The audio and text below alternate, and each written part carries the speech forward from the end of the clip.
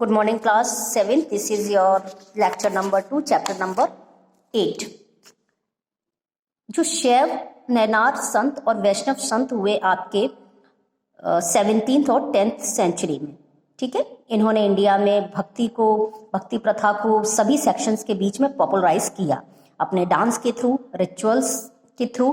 इन्होंने several time singing के through भक्ति इंफॉर्मेशन को पास किया। अलवर और नैनार संत जो थे वो उन्होंने तमिल लैंग्वेज का इस्तेमाल किया, ना कि संस्कृत लैंग्वेज का, अपनी प्रीचिंग्स को फैलाने के लिए और डिवोशनल सॉन्ग को कंपोज करने के लिए। इन फीचर्स ने हेल्प किया था भक्ति मूवमेंट को पॉपुलर होने के लिए। अगर हम वेव की बात करते हैं, जो लहर चली भक्ति मूवमेंट की, वो आपका सल्तनत पीरियड के दौरान फिर से आई, तो इसको कहा गया वैष्णव भक्ति। बहुत सारी अलग अलग डिफरेंट फॉर्म आई आपकी इंडियन भक्ति कल्ट की। सबसे पहले अगर बात करते हैं तो रामानंद जो थे सबसे प्रोमिनेंट स्कॉलर हुए वैष्णव भक्ति के नॉर्दर्न इंडिया में। वो साउथ इंडिया में रहते थे। अपनी जीवन का प्रारंभिक जो समय था वो उन्होंने साउथ इंडिया में बिताया, लेकिन बाद में वो बनारस में सेटल्ड हो गए और उन्होंने एक लिंक बनाया साउथ इंडियन भक्ति ट्रेडिशन और नॉर्थ इंडियन वैष्णव भक्ति के बीच में। नॉर्थ इंडिया में हालांकि वैष्णव भक्ति कल्ट जो था वो ज़्यादा पॉपुलर हुआ, और इसको पॉपुलर करने वालों में जो आपके मुगल पीरियड के दौरान तुलसीदास जो थे उन्होंने राम भक्ति के ऊपर इम्फेसिस किया। सूरदास और मीराबाई ने आपका कृष्ण भक्ति के ऊपर ज़्यादा इम्फेसिस किया था। अगर हम बात करते हैं वल्लभाचार्य की, तो तेलुगु ब्राह्मण थे ये और बहुत इंपॉर्टेंट संत हुए आपके भक्ति कल्ट के गुजरात के अंदर। अगर हम बंगाल में बात करते हैं तो चैतन्य महाप्रभु जो थे वो आपके ग्रेट भक्ति सेंट हुए। वह बंगाल में पैदा हुए थे और उन्होंने पॉपुलर किया था कृष्ण भक्ति को बहुत सारे ईस्टर्न पार्ट में। वो कास्ट डिस्टिंक्शन को, यानी जाति पाति को, आपके क्रीड को या फिर जेंडर डिस्क्रिमिनेशन को नहीं मानते थे, और इसी वजह से क्या हुआ था कि उनके जो फॉलोअर्स थे वो सभी कास्ट के थे, सभी कम्युनिटीज़ के थे जो उनको मानते थे।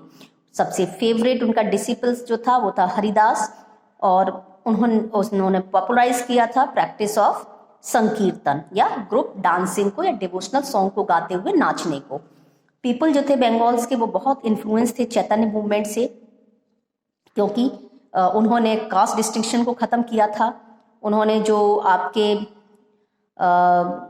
ऑर्थोडॉक्स हिंदूज के जो रिचुअल्स थे उनको भी उन्होंने नहीं माना था। बंगाल में और पूरी उड़ीसा में उनके मूवमेंट जो था बहुत पॉपुलर हुआ। उनके जो फॉलोअर्स थे वो अकेले ब्राह्मण नहीं थे, बल्कि कॉमन पीपल भी उनके फॉलोअर्स थे। उन्होंने बंगाली में लिखा, अपनी प्रीचिंग्स को प्रोपिगेट किया भक्ति को, और लुक्ड अपॉन चैतन्य बने वो, जिसमें लाइक लिविंग कृष्णा और Radha and Krishna in one body. अगर हम लोग बात करते हैं दूसरे वैष्णव भक्ति मूवमेंट की, तो महाराष्ट्र में जो भक्ति ट्रेडिशन था उसकी जो बेसिक इंस्पायरेशन थी मूवमेंट की वो भगवत पुराण से थी, और ऑल्सो इन्फ्लुएंस जो थी आपकी शैव नाथपंथीज, जो कि बहुत पॉपुलर हुआ। आपका जो लो क्लास थी महाराष्ट्र के अंदर सोसाइटी में, उसमें बहुत पॉपुलर हुआ ये 11th और 12th सेंचुरी में। और मराठी में उन्होंने अपने वर्सेस को लिखा। जनेश्वर जो थे बहुत प्रोमिनेंट भक्ति मूवमेंट के सेंट हुए आपके महाराष्ट्र के अंदर। अब अगर बात करते हैं, उन्होंने एक्सटेंसिव कमेंट्री लिखी थी आपकी भगवत गीता के ऊपर, और जिसे आपका जननेश्वरी कहा गया, और ये अर्लीस्ट वर्क था आपका मराठी लिटरेचर का, और इसने सर्व किया था भक्ति को फाउंडेशन दिलाने के लिए महाराष्ट्र के अंदर। वह ऑथर थे बहुत सारी हाइम्स के, जिन्हें अभंगास कहा गया। उन्होंने बताया कि भगवान को पाने का सिर्फ एक ही रास्ता है, वो है भक्ति, और यहाँ पर कास्ट डिस्टिंक्शन के लिए कोई भी जगह नहीं है। नामदेव जो थे उन्होंने एक ब्रिज का काम किया था महाराष्ट्रियन भक्ति मूवमेंट और north Indian monotheistic movement. Monotheistic यानी कि एक भगवान को मानने वाले जो लोग होते हैं तो मोनोथिस्ट कहा जाता है। उन जो भक्ति सॉन्ग थे उसमें वो इंक्लूड किए गए थे आदि ग्रंथ में। दूसरे प्रोमिनेंट भक्ति संत जो हुए महाराष्ट्र में वो थे एकनाथ और तुकाराम। अदर इम्पॉर्टेंट भक्ति कल्ट में कबीर, मीराबाई और गुरु नानक आते हैं। अगर हम बात करते हैं गुरु नानक कबीर जी की, तो कबीर सबसे प्रोमिनेंट फिगर थे आपके मोनोथिस्टिक मूवमेंट के 15th सेंचुरी के अंदर।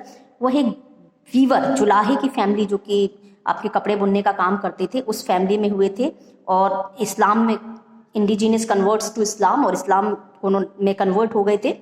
उन्होंने अपना बहुत बड़ा पार्ट जो था अपनी लाइफ का बनारस काशी में बिताया था। और उनकी जो कुछ बातें हैं वो आपकी सिख स्क्रिप्चर और आदि ग्रंथ में लिखी गई हैं, पंचवानी में और बीजक में।